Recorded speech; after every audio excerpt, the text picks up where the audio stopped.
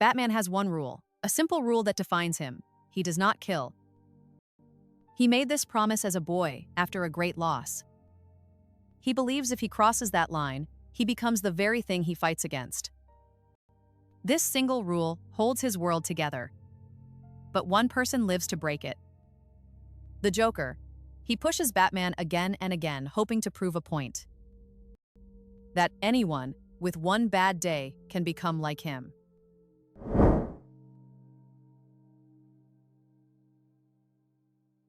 For years, this deadly dance continued.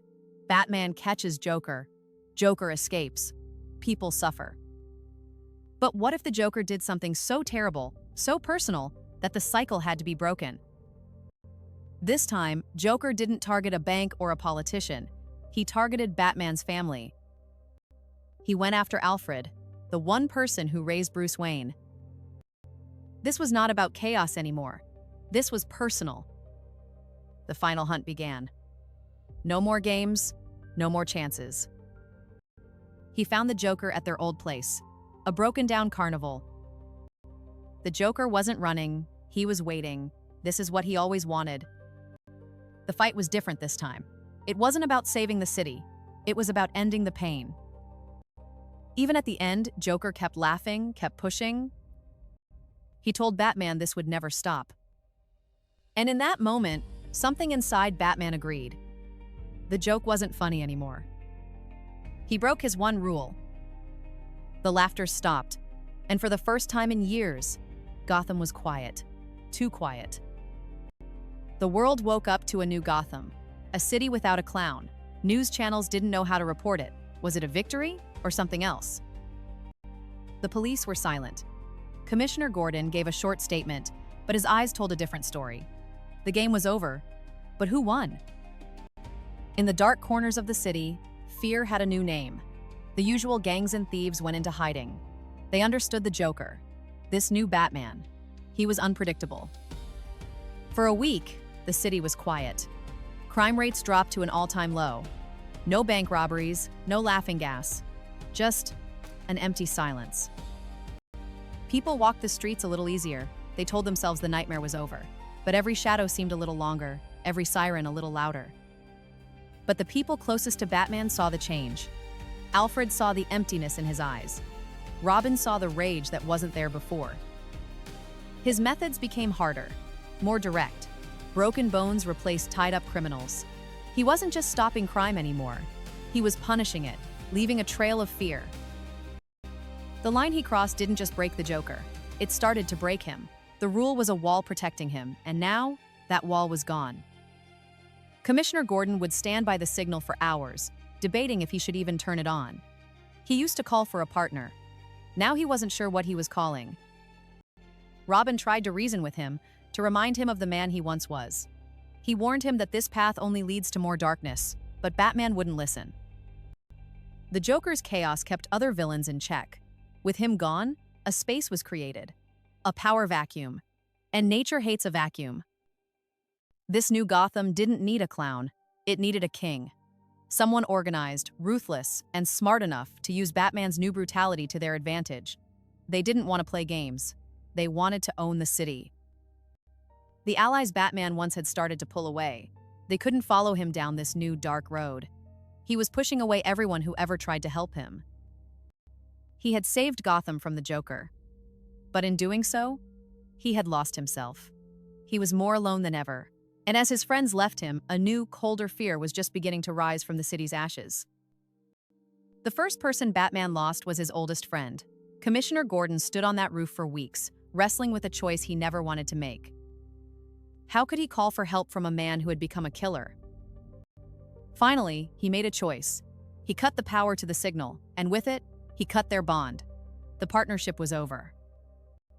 With the law no longer working with Batman, a new kind of evil saw an opportunity.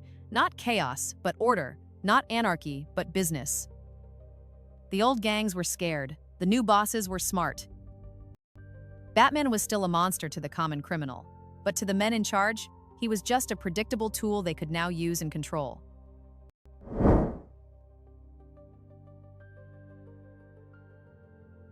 Batman's brutal war didn't go unnoticed. The world's greatest hero came to talk to his old friend, hoping he could still be saved. Superman didn't come to fight.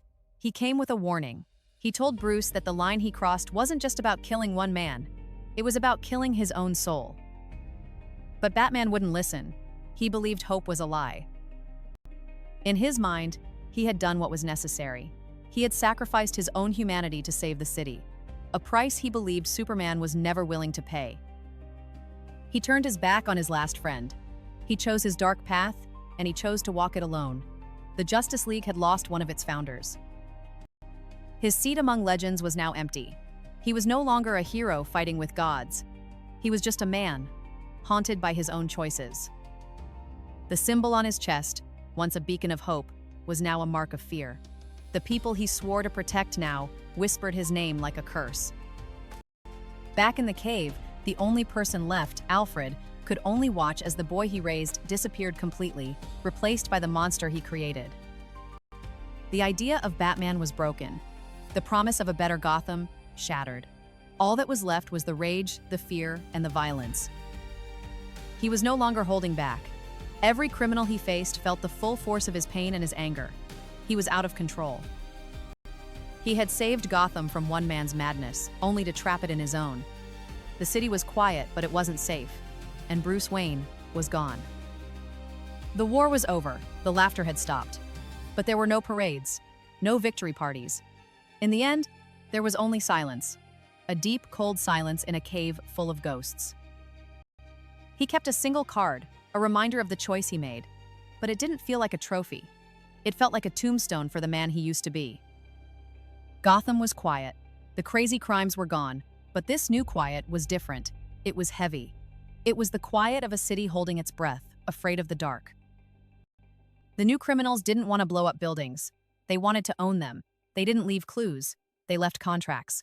Crime was now a silent business, and Batman was just a scary story they told their enemies.